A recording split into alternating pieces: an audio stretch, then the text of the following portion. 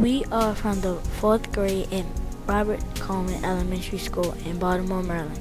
It is a terrific school with great teachers like Miss Thomas and a great principal named Mrs. Thompson. Our school has made adequate yearly performance for many years now. This means we are good at reading, math, and other subjects. Coleman Elementary School is located in West Baltimore, where we have neighborhoods, shopping centers, and parks. West Baltimore is only a few minutes from downtown Baltimore. Baltimore is also a city of history and distinction. You can visit the Westminster Hall and Burying Ground. It has an old graveyard where many famous people are buried. Edgar Allan Poe is buried there. He was a famous author who specialized in writing scary stories and poems. Baltimore is also a medical city, home of the University of Maryland Medical Center and the world-famous Johns Hopkins Medical School. The Hopkins Medical Center is rated the best medical center in the United States. Some of the world's best doctors are located here. Baltimore is also fun and exciting. The Ravens are one of the best football teams in the entire country. They play in the M&T Bank Stadium, which holds 60,000 screaming fans on game day. The Baltimore Orioles used to be one of the best baseball teams in the country. We hope they return to greatness soon.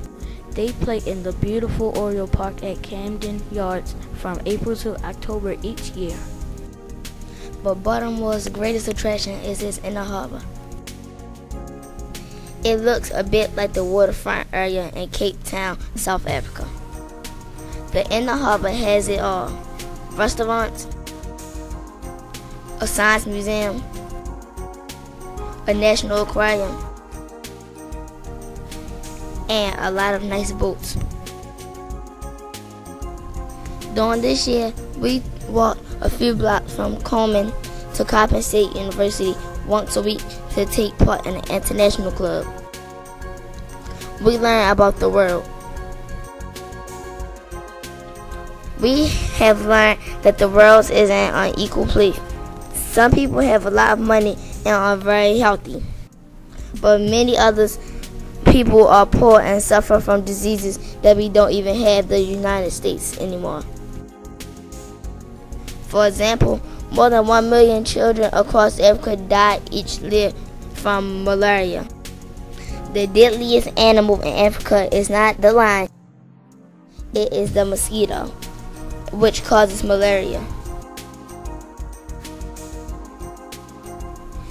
During International Club, we took several virtual field trips by using Google Earth.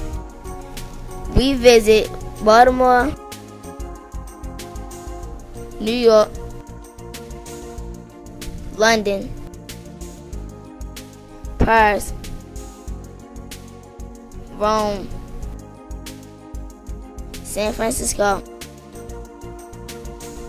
Nairobi, and Pretoria. For the last 3 months, our international club has focused on several problems or challenges that women and girls face in the world, and we have examined solutions to these problems. We have called this unit Girls Around the World. The first issue is leadership. The world needs more female leaders. Most presidents, prime ministers, and business leaders are still men. But this is changing. Here is a map that shows some newly elected presidents and prime ministers in the world who are women.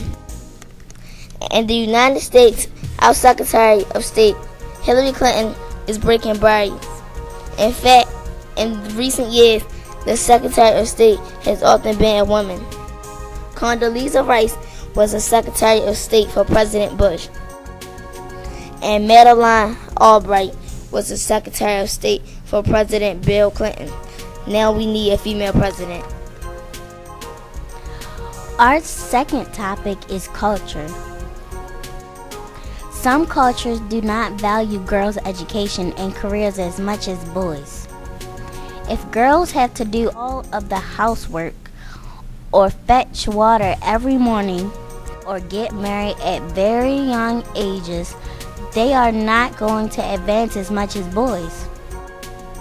However, in the U.S., more girls are going to college than boys. This means that girls are going to keep advancing in America as teachers, business leaders, and political leaders. Watch out, world. Oh yes, and how about boys and men helping out with housework and cleaning and cooking? Then we looked at education. We have been saying it, and we say it again. Education is the single most important way for girls to advance in the world. In developing countries where girls are often far behind in terms of education, we have to encourage governments and other organizations to build more schools that will include girls. This helps girls, it helps their families, and it helps the countries themselves, because girls can contribute so much to every aspect of the nation. And the situation is starting to get better. In 1980, only 50% of girls in poor countries finished elementary school. Now the number is close to 80%, which means that more girls will go on to high school and college.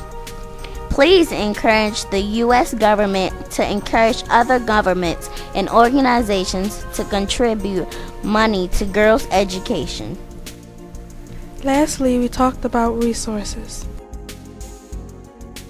With more resources, we can help more girls and women achieve a great life. Here are some ideas. Rich people in countries can give more to causes that help women and girls. Help build a school for girls. Help train women for better jobs. Help women who have children to take care of. People everywhere can help tutor girls in school so they get the best education possible. Girls and women around the world need more role models and mentors. Please volunteer some time to help girls and women in the U.S. and other countries. We want to change the world for the better.